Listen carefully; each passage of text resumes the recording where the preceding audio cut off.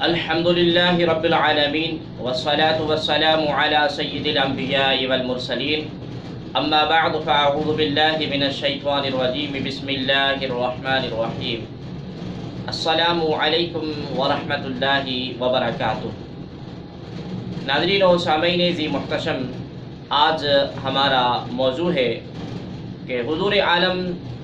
صاحب الاولاق جناب محمد کریم صلی اللہ علیہ وآلہ وسلم تمام انبیاء و رسل سے افضل ہیں۔ ناظرین و سامعین ذی محتشم، اللہ کریم جل جلالہ اپنے کلام کریم فرقان حمید میں ارشاد فرماتا ہے اولئک الذین ھدی اللہ فبہداہ مقتدی، یعنی کہ یہ ہیں جن کو اللہ نے ہدایت کی تو تم انہی کی راہ چلو۔ علماء دین نے اس آیت سے یہ مسئلہ ثابت کیا ہے کہ سید عالم صلی اللہ علیہ وآلہ وسلم تمام انبیاء سے افضل ہیں، کیونکہ خصال و کمال اوصاف شرف جو جدا جدا انبیاء کو عطا فرمائے گئے تھے،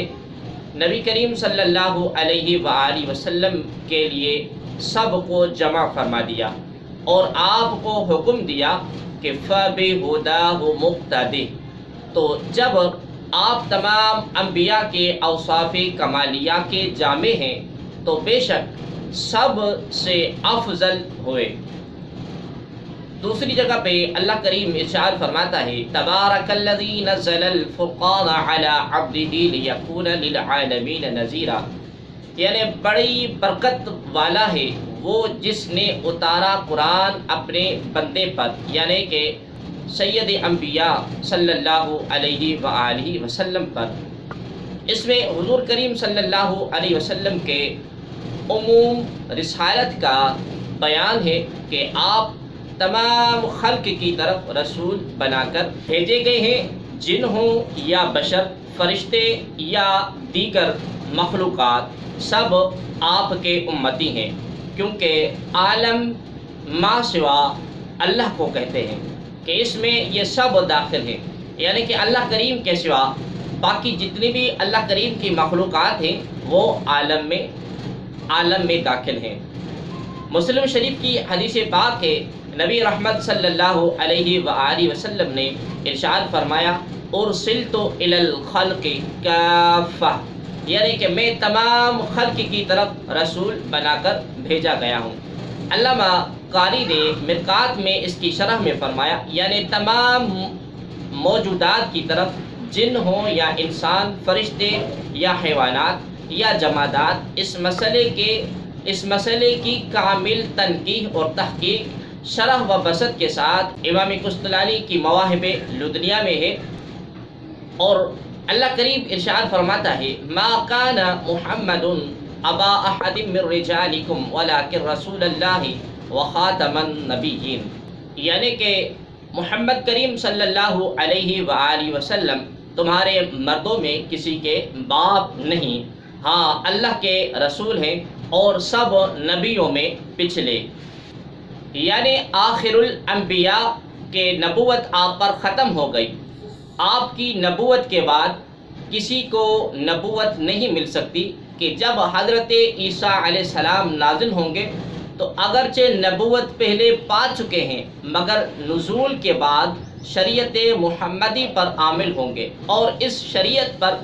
حکم کریں گے اور آپ ہی کے قبلہ یعنی کہ کعبۃ اللہ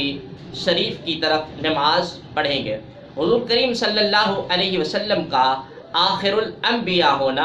قطعی ہے، اور اللہ کریم ارشاد فرماتا ہے وما ارسلناک الا کافۃ للناس، یعنی اور اے محبوب ہم نے تم کو نہ بھیجا مگر ایسی رسالت سے جو تمام انبیاء کو گھیرنے والی ہے۔